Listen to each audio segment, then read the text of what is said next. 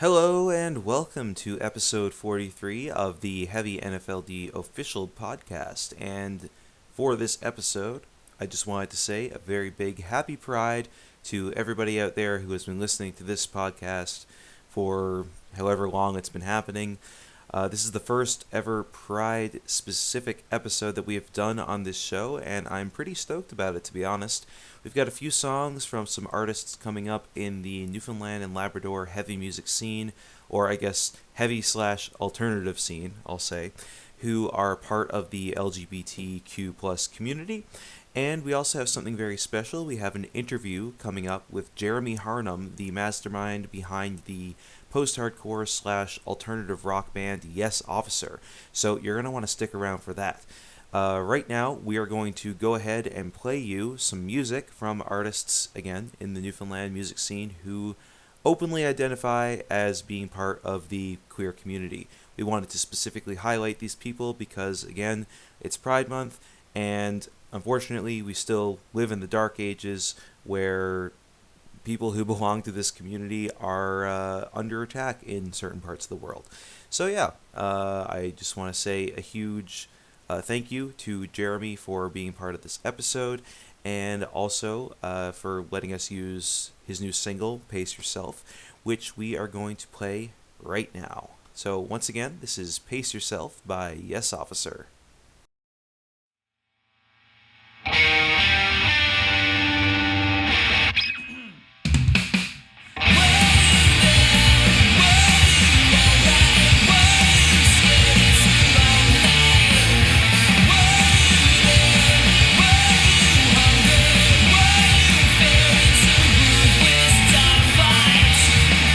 It's a 60-40 split, and you get just what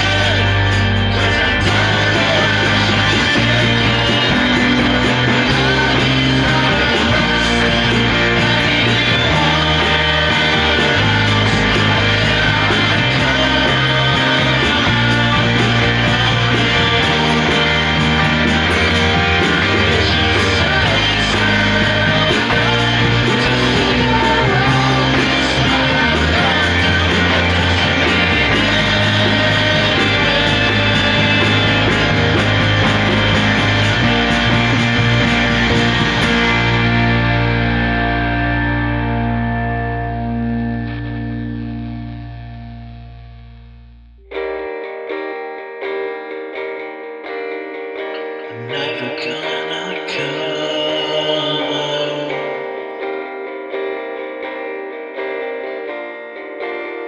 I can't come out.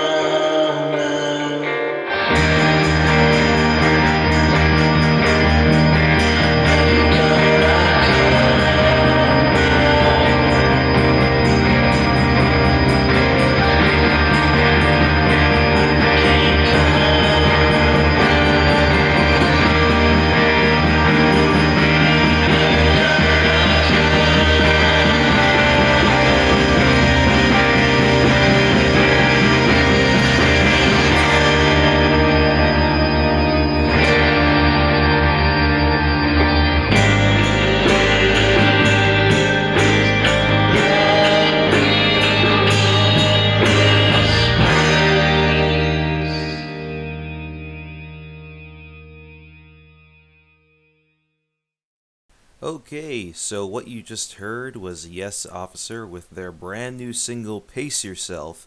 That was followed up with by Ratpiss, one of my bands, with the song Ratnip from our debut demo, which was released, I think, 2 years ago now. Yeah, it's been a while since that song came out. Well, since that demo came out. We are currently working on a brand new EP, which will hopefully be out later this year. We just have to finish up some of the recording process and then we're going to release it. And then that last song that just played was the Fencesitters with Forbidden Confessions, a song from Cameron Sims, who is a musician based in St. Anthony, all the way up at the northern peninsula of Newfoundland. And he identifies as being openly pansexual, and even though his music isn't particularly heavy, he was happy to offer up his music to be used on this episode of the podcast. So, now that we have those early songs out of the way, now that we have given you a taste of the music, we are going to go into our interview with Jeremy Harnum. For those of you who don't know, once again, Jeremy Harnum is the sole writing member of Yes Officer, a post-hardcore / alternative rock band based in St. John's, Newfoundland, though he does have a full live lineup for playing shows. But he is the main mastermind behind writing most of the music. So we're going to go ahead and play that interview, which was recorded earlier today, and I hope you guys enjoy. Here it is. So, first off, I would ask you to introduce yourself to the audience for the people who might be listening to this that may not know who you are. Yeah, cool. Well, first off, thanks for having me, Greg. My name is Jeremy. I am the lead singer and guitarist of the band Yes Officer. All right, sick.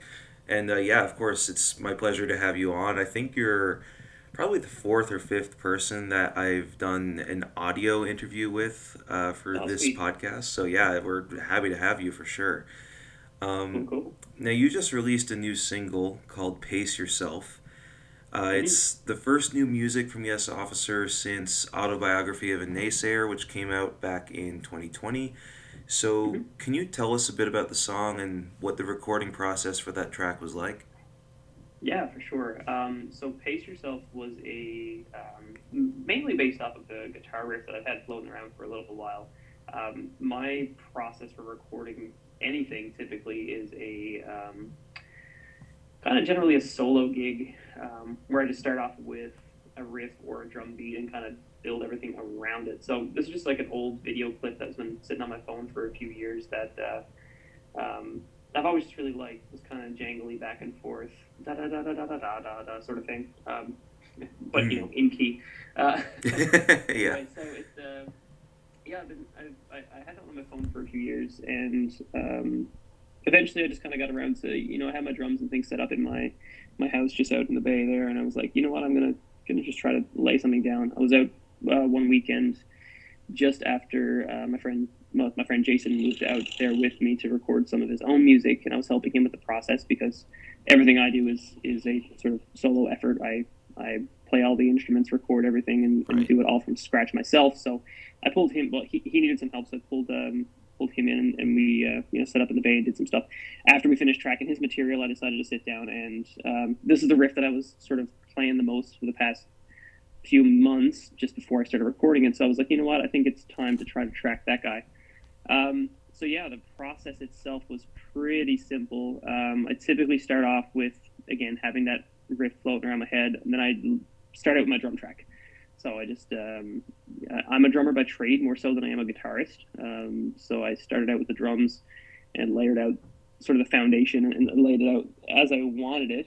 And I just sort of wanted to hit upon the really sort of fast-paced nature of the riff. So I really wanted the beat to be really steady and on the 1, 2, 3, 4, nothing sort of like weird polyrhythms or anything going on. Just a really standard straight beat throughout the course. Then when a little bit of space opened up in the verse parts where I'm sort of having a little bit more of a shouting vocal, I decided to move to the toms a little bit more, just to give it a bit more dynamic interest, I guess. Let that breathe a bit more, again, as I'm a drummer by trade, just to give that a bit more, give that a bit more emphasis. And so that's kind of how the song came together. It's just the layering over the top of this guitar riff that I've had floating around for a while, and I think it came together pretty well. I really liked it once it was all said and done. The mixing process was a little bit more difficult for me. I had some trouble with the vocals, but once I finally got to the sit where I liked them, it was full steam ahead. Sweet, awesome. It's funny actually. I feel like you and I definitely a bit of a motorcycle or something. There was a motorcycle. Yeah, I'm gonna close that window. Yeah, that's fine. That was a lot louder than I expected it to be. That's what I'm saying. I'm right on Duckworth Street here, so it's.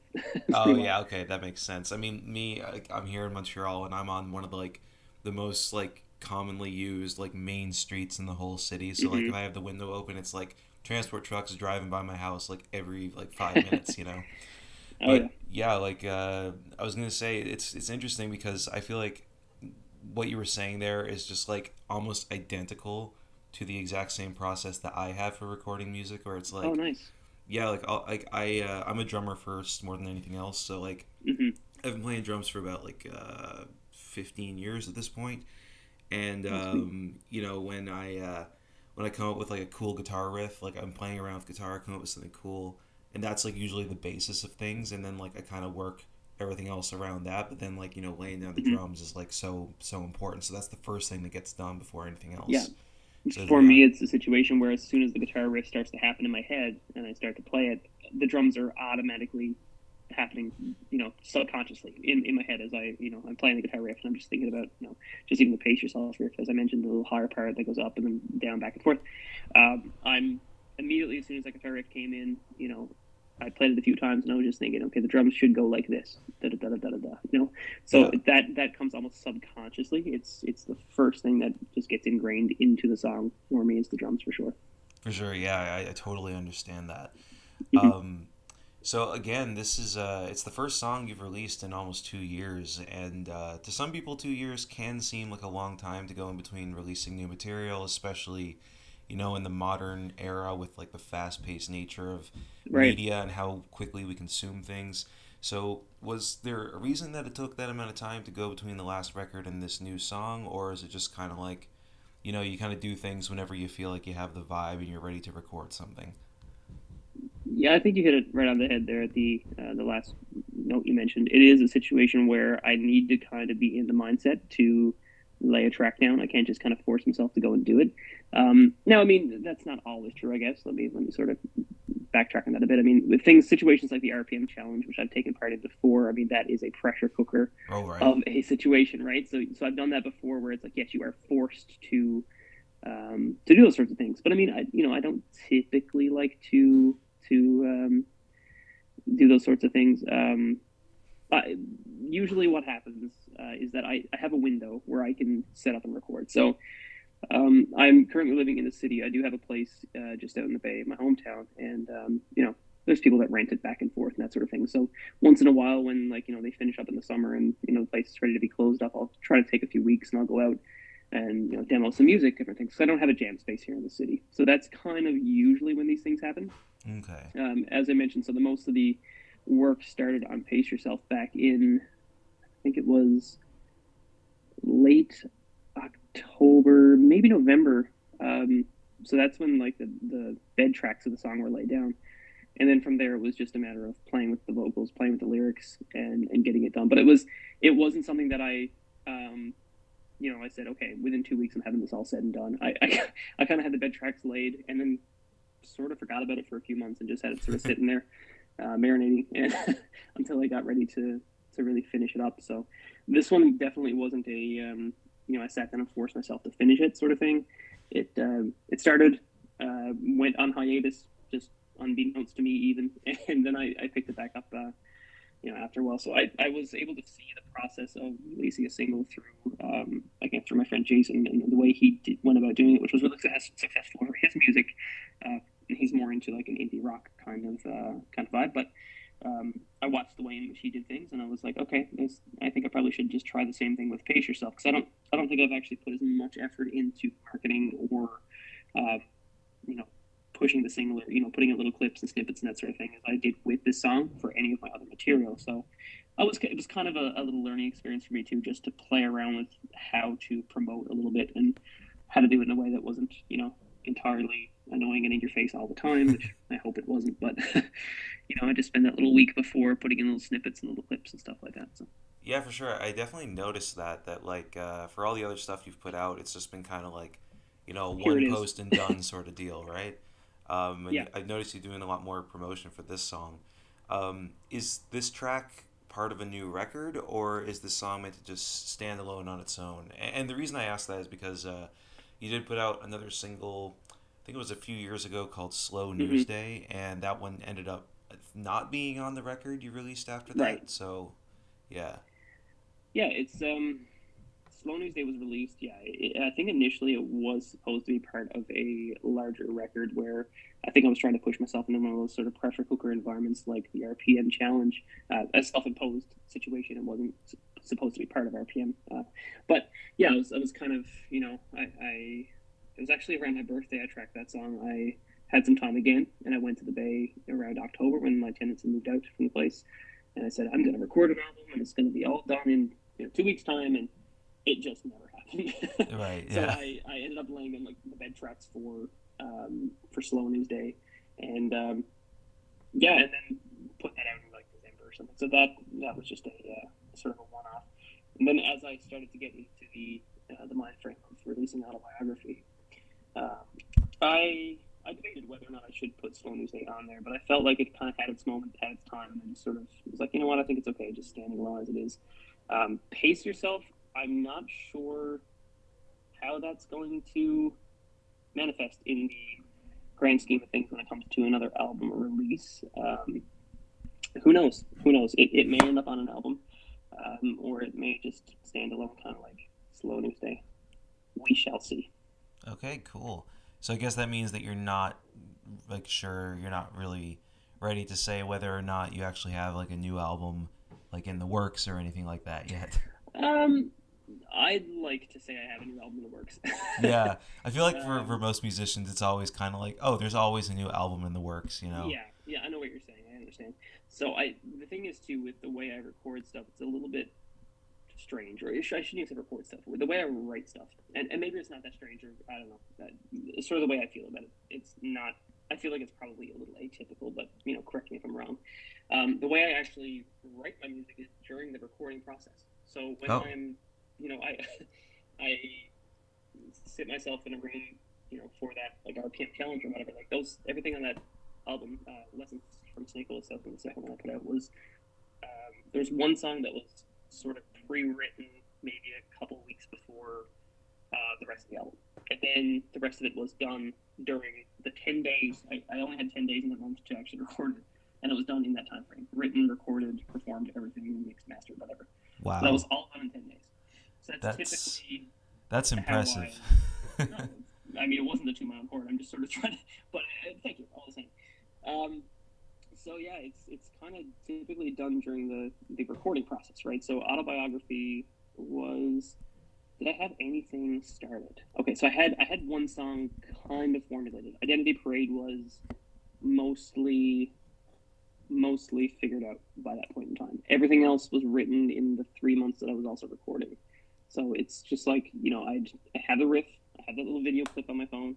I also the way I sort of plan out song names is if I find something or something pops in my head, it's like, oh, that would be a really cool song name, or I could see a concept around that kind of song name.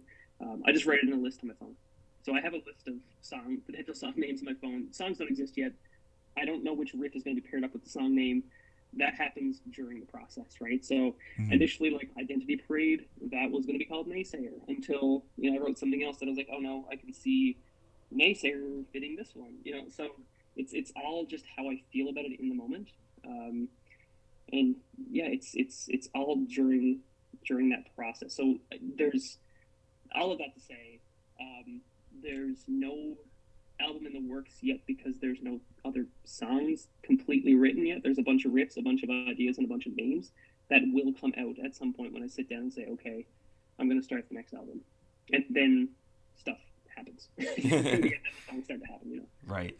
Yeah, no, I totally get that because, I mean, it's a similar vibe for me, where, like, whenever I think of something that could be a cool song title, I just write it down on my phone. Like, I have just an obscenely long list of potential song titles that, If anybody went through my notes app, they'd be like, what the hell is wrong with this guy? Yeah. What is he going on? Exactly, right? It's just like some of it is just like insane. Like you're just like it's just random words, random phrases written down, the scribblings of a madman. Exactly, little phrases, little one-offs, Yeah. It's so silly. So there's a whole bunch of stuff and like tentative album titles, tentative song names, but yeah, nothing concrete yet. Pace Yourself kind of fell out of that. It was a song title that was on that list. Yeah. And I think Pace Yourself again was just more or less a, hey, do I still have some more gas in the tank here with Yes Officer? And I think the answer is, very, very positively yes. There's a whole bunch more I still feel like I can hammer out with this band and do some really cool things. So yeah, there's definitely gonna be more. Just a matter of time when that's gonna happen, and just getting into that mindset and having the time and ability and space to do it. So fingers and toes crossed. I'm hoping. We'll say it on record, and we'll see if it comes through. But I'm hoping fall 2022 I can start in doing some new recordings for a potential album. Again, I don't know if Pace Yourself will be a part of that, but I'm hoping perhaps fall 2022 for some new material. Okay, sick. Now, I guess I should mention this isn't the first time that we've interviewed you. We did a text interview over on the Heavy NFLD blog, I think a few years ago, back in like 2020 or something like that. And in that interview, you mentioned that after the release of your first album, Because There Is No Other Way, which came out in 2017, that you came out as gay and began living your life for you. That's a direct quote there. And I just wanted to ask, I guess, with this being Pride Month, I guess it's like part of the reason why we're talking is, I put out this call saying like, hey, I want to do an episode of this podcast that focuses on LGBT people who are in the heavy music scene in Newfoundland and Labrador. And I guess unfortunately there really aren't a lot. At least there probably are just people who might not necessarily be open or feel comfortable to really talk about it, that kind of thing. But do you feel like creating this music has allowed you to have more of an outlet to come out and to kind of take more command over your own life? Oh my God. I guess that might be a bit of a loaded question, but it was just based on you saying, that's that absolutely fantastic question. the way that you said, like, I began living my life for me, like that quote just really stuck out to me. So I wanted to ask you about that. Yeah, for sure. So, yeah, Because There Is No Other Way. I mean, if you read into the title of that at all, it's, I feel like, pretty obvious. Yeah. That album was kind of my, this is it. I'm going to come out. I'm going to, start to live my life for me, just as I mentioned before, and just finally own up to the things that I can't change and that. Things that aren't actually a problem. I understand, yes, there's people that can't come out safely because they're in certain situations and that sort of thing. And, for sure. I offer as much strength and compassion to those people as humanly possible. I was pretty lucky in regards to, my family and friend circle being, supportive and quite helpful to me. So that's been great. I'm very privileged to say that I have a good situation, in front of me. It took a number of years for me to get comfortable enough to even say the words that I'm gay. It's it's not an easy thing to come to terms with, especially living in rural Newfoundland, where sometimes the opinion of a small community is the heaviest thing that weighs on your shoulders. So you're trying to make sure you're fitting in and you're doing the exact same thing that everybody else is, making sure you're not going to be the target of anybody's I won't say abuse, I guess, because again, I didn't experience abuse in my situation. But you're not going to be, the target, the center of attention, and center of potentially negative attention. I just didn't want that. I wanted to make sure, I wasn't going to be pushing any boundaries. But then after a while, when I started to, really dig into it and understand myself a bit more, it's like, okay, but why do you have to try to fit into those things? Why aren't you, able to push the boundary a little bit? There's nothing wrong with the fact that you're gay. It's not something that you can control. It's not something to be ashamed of. Right. You are who you are, right? So once I finally started, being more comfortable with who I was able to put out this music and, make that sort of, little announcement or whatever to people that were important to me, and just, yeah, it's given me control of my life again, right? I was able to just, be who I am and not hide it anymore. It's incredible when you're able to finally, truly be who you are without any, without restricting yourself day to day. It is really incredible. So I'm very, very happy that I was able to have a good situation, and a good experience with that. But it definitely, the music has allowed me to. It's allowed me a canvas to sort of paint that picture and open myself up and get out some of the things that I've been holding in for so many years, and some of that resentment I've been harboring towards the internalized homophobia and all those sorts of things. It's like it's time to just put it into a song, put it into art, and move on. So that's kind of what I did there. For sure. I mean, that's awesome, and it's really cool to hear, because I definitely feel like I've had a similar experience in some kind of Mm-hmm. way. Like, I guess I don't want to get like too much into it necessarily, but like, music is an outlet for so many people. Of I course. mean, it's the primary reason it exists, I guess. Is just like Yeah. it's a pure expression of a person's soul, really. And Yeah. I mean, any kind of art can be that.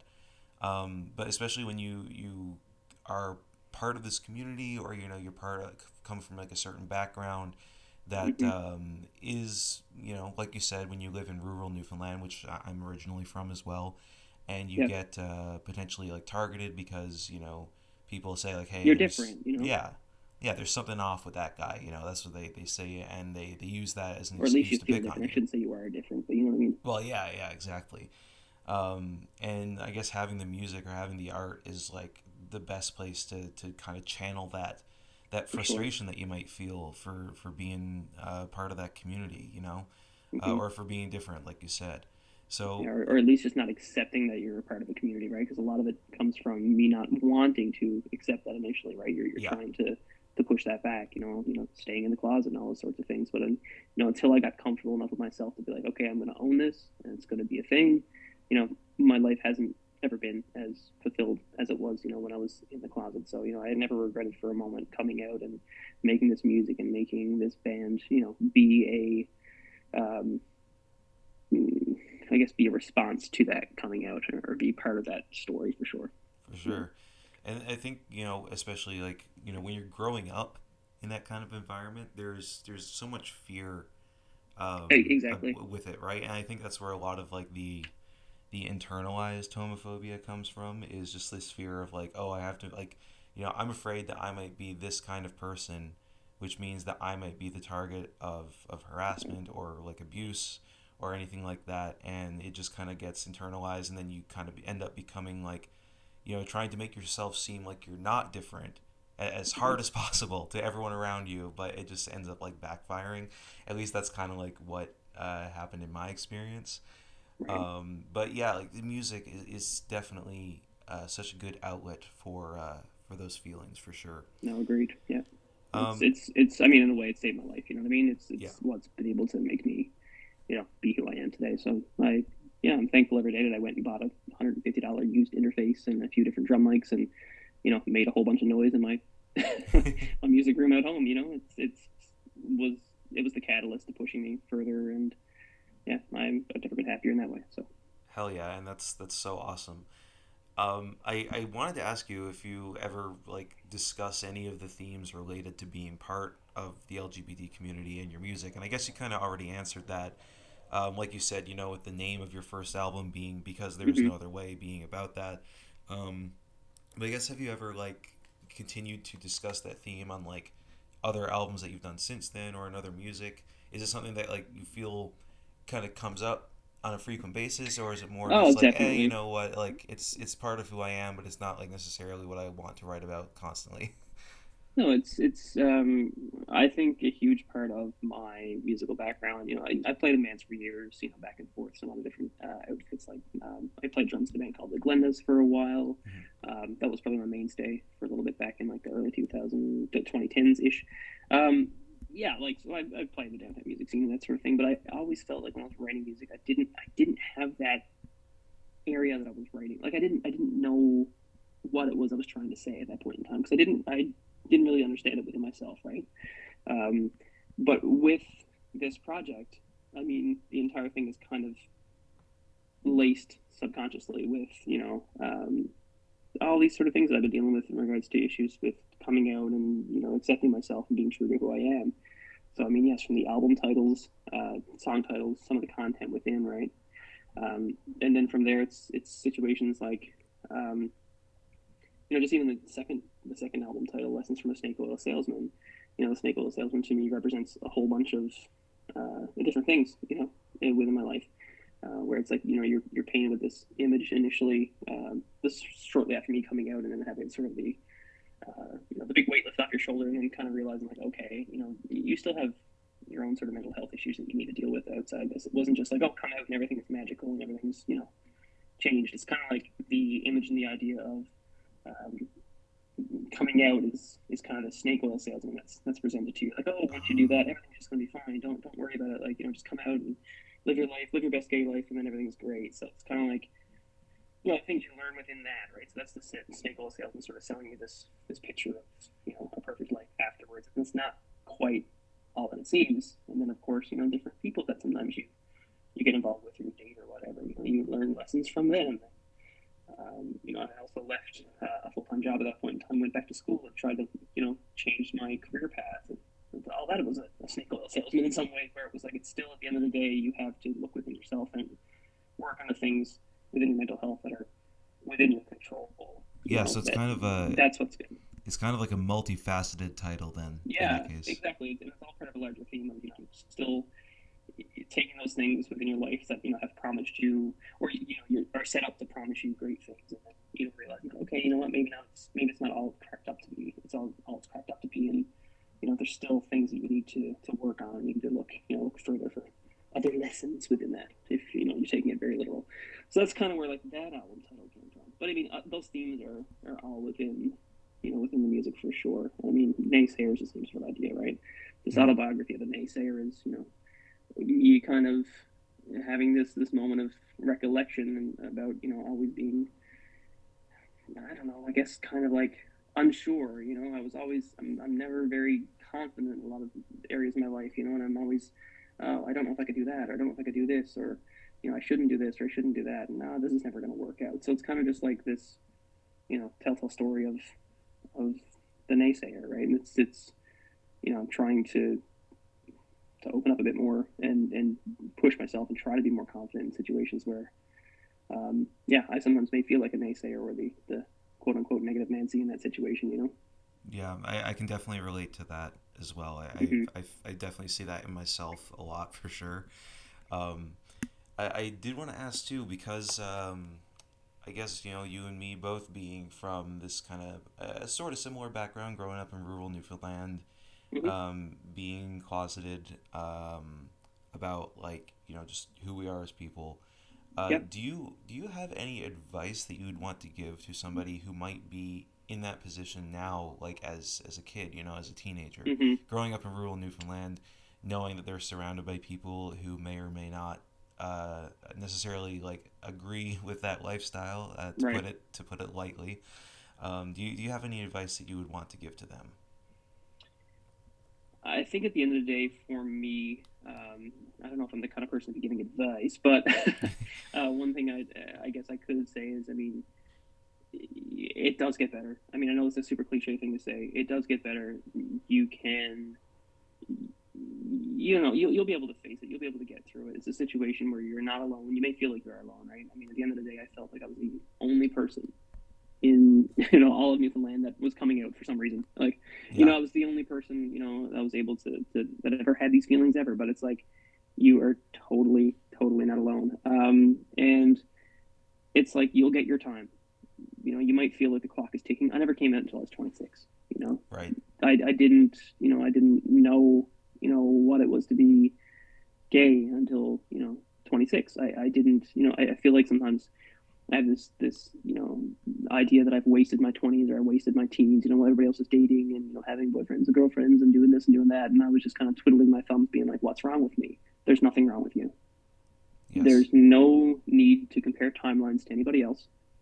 Do things at your own pace. Do things in ways in which you're comfortable, and do things that are safe. First and foremost, safe. If you are in a situation with your family and it's not safe for you to come out, wait until you're away from that family. It's putting your own physical or mental health at a detriment like that is not, I don't think, is the way. I understand it's obviously hard to be closeted as well, but if it's a situation where you're going to get yourself kicked out of the place, that's probably not the best idea. Do it when it's safest and most beneficial to you. But you will get your time. And again, just don't compare yourself to somebody else who may have had the the ability to come out in their teens, where they were in a safe and comfortable family that was totally fine with it. I look at those sorts of situations sometimes myself and be like, I was 26 and I was, you kind of feel sometimes robbed of those experiences. But it's like everybody is unique. Everybody's able to do it at their own pace, and don't push yourself if you're not able to and you're not in a safe position. You will have your time. I'll leave it at that. Yeah, for sure. I totally agree. I think, like you said, safety, self-preservation, that's like the number one thing. Like if you feel like, something, if you feel like if you come out and you're going to like suffer some like intense repercussions from that, then don't do it. Like, at least not to like the people who might be the ones you're going to suffer the worst repercussions from. Wait until you're in a safer spot. I 100% agree with that for sure. Yeah. Now, I guess we're just about done here. We're reaching like the half-hour mark, so I think that's pretty good. But I just wanted to say one more thing. Sure. You have a show coming up. I think it's this weekend, isn't it? I do. Yeah, it's on July 2nd at the Ship here, just off of Duckworth Street. Sweet. And you want to pimp that a little bit? You got some other bands there playing with you. So the show is happening on the Saturday, July 2nd, as I mentioned. It's with Lexi Hicks Band and Imaginary Planes. I believe we go on at around 12. So of course, this is a 19+ show. It's at the Ship, of course. It's going to be a great time. Lexi, I used to play in her band a few years back when I first got to town and went back to school. She's a fantastic singer-songwriter, super great stuff. Imaginary Planes, I haven't had the chance to see them live yet, but I've listened to their stuff online. Really, really cool kind of indie rock stuff. And I believe some members of that band are also in the Lexi Hicks Band as well. So it's going to be a really good time. Lots of good tunes there. And I'm looking forward to getting out and playing some more music. We're hoping to also debut Pace Yourself at that show. And I've brought on 2 new hands there as well. So we have a second guitarist now as well. Guy Jordan Thorne is going to be joining us, as well as Dan George on drums. He's finally going to have his debut with us. Whereas he I guess kind of joined the band back in last summer, but wasn't able to play at our first show just due to some timing situations. And he plays in so many different groups, and he's a friggin' fantastic drummer. So he was pulled off. So he's going to finally debut with us on the 2nd of July. Super looking forward to that. And of course, we always have Nick Metis on bass as well. He's just the absolute power horse and backbone of the rhythm section there as well. So I'm stoked for the show on the 2nd, and you should all come out. It's $10 cover, and we hope to see a whole bunch of you. All right, sick. And do you want to tell people where they can listen to Pace Yourself? Yeah, for sure. So you can find it on all major streaming services through Spotify, Apple Music, Amazon Music, YouTube Music, Deezer. Like, I don't even know half of these things. But they're on like literally all of the streaming services. You can also find it on Bandcamp. So I believe it's under yesofficer.bandcamp.com. And of course, you can always look me up on Instagram. It's at yesofficerband. I have the link tree in the bio there, and you can see all the different places in which you can listen to the song and any of my other recordings from there as well. All right, sick. Well, in that case, I think we're done. I just want to say thank you so much, Jeremy, for coming on and talking to me, and for talking about your music, of course, and discussing what it's like to be part of the LGBTQ plus community in Newfoundland and Labrador. It's definitely a unique situation to be in, Hmm. considering I guess just how isolated that island is. Right. Yeah, so thanks so much for coming on. And is there anything else you wanted to say before I let you go? No, I just appreciate you having me for sure, Greg. And just again, a big shout out to Heavy NFLD in general. You're doing such an amazing thing here with showcasing parts of the arts community that are most often overlooked here on the island. There's a huge metal and alt scene and punk rock scene that just doesn't get the same sort of attention that that a lot of other like trad and different things are getting. And it's I think it's a shame and it's kind of overlooked, but it's great what you're doing here, and I'm so glad to see this sort of grassroots thing picked up from from zero to where we are today. You're doing some fantastic work, and I just appreciate all the coverage you give just even my band and a bunch of my friends' bands and stuff. It's just fantastic. I really appreciate what you're doing. So thanks so much for having me, and I hope to chat with you again. Oh well, thanks, man. I appreciate that. It's my pleasure, and hell yeah, we should definitely talk again soon. All So right, yeah, thanks cool, man. again, and I guess we'll talk later. All right, cheers, dude. All right, peace out. Thanks. All right, so once again, I want to give a huge shout out and thank you to Jeremy for coming on the show and talking about his most recently released single, his upcoming show at the Ship Pub, as well as what it's like being a member of the LGBT community in Newfoundland and Labrador. Something which is, of course, very relevant to this month's episode of the podcast. With that being said, we are going to go right into the news before we play one more song and end off the show. So, in terms of local news, we have some repeat news stories from the last episode, primarily because they're big and I want to make sure that everybody knows about them, so I'm going to repeat them until they've happened and then they will no longer be talked about. So, we have Exciter playing at the Rock House on July 23rd. Yes, indeed, legendary Canadian speed slash thrash metal act Exciter are coming to Newfoundland for possibly the very first time. I'm not sure if they've ever been to Newfoundland before, but they're coming. And they're playing alongside Grenadier and Vertebreaker, so you want to make sure that you do not miss out on that show. It's probably going to be one of the few bigger shows that happens in Newfoundland this summer. We also have Steve-O, of course, legendary comedian and actor from Jackass, performing at Holy Heart Theatre on August 29th. Beyond that, Sons of an Eastern Moon, everyone's favorite local folk metal band, has announced a brand new EP entitled Borealis, and they also revealed their brand new drummer, Alex Wells, who replaced Benoit Roy after he left the band several months ago.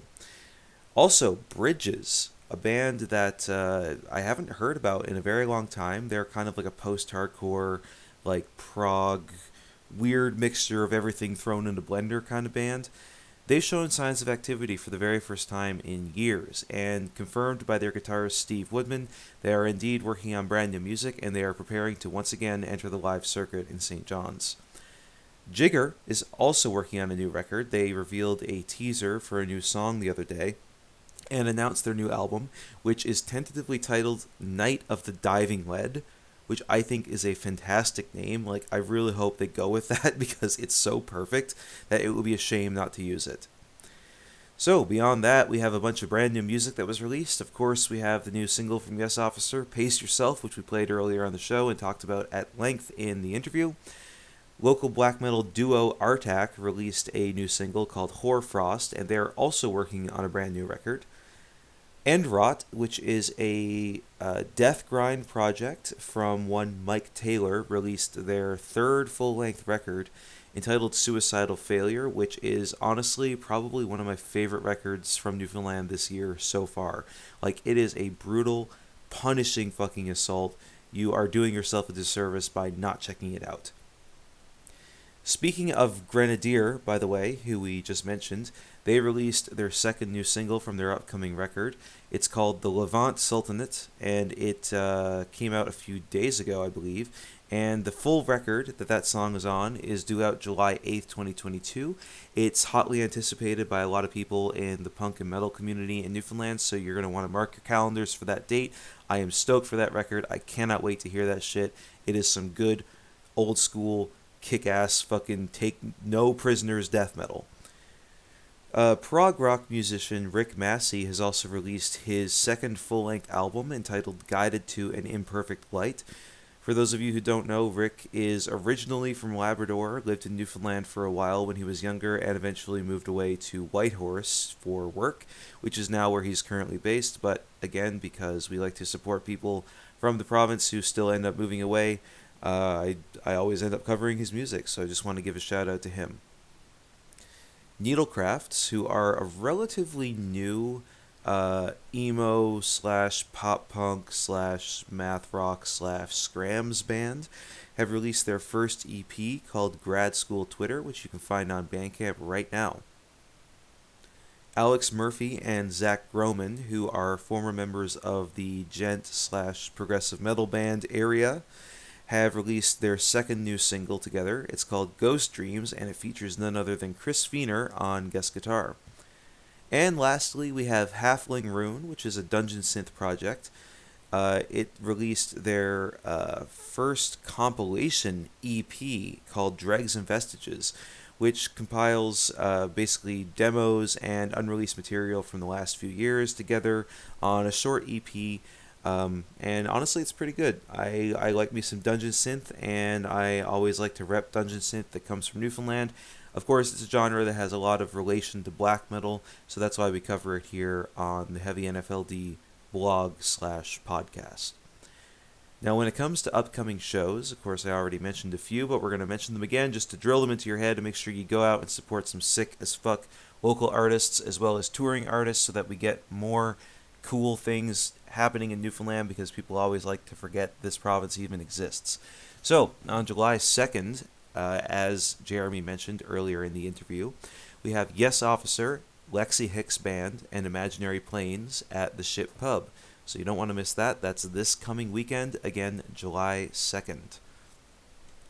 On July 8th at Plan B Bar and Lounge, we have a punk rock extravaganza featuring Caspam Cult, Chimp Apparatus, Zach St. John's, and Carnage. All four bands which recently played at that gigantic outdoor, I hesitate to call it festival, but it was basically a festival that happened at the Bowring Park Amphitheater.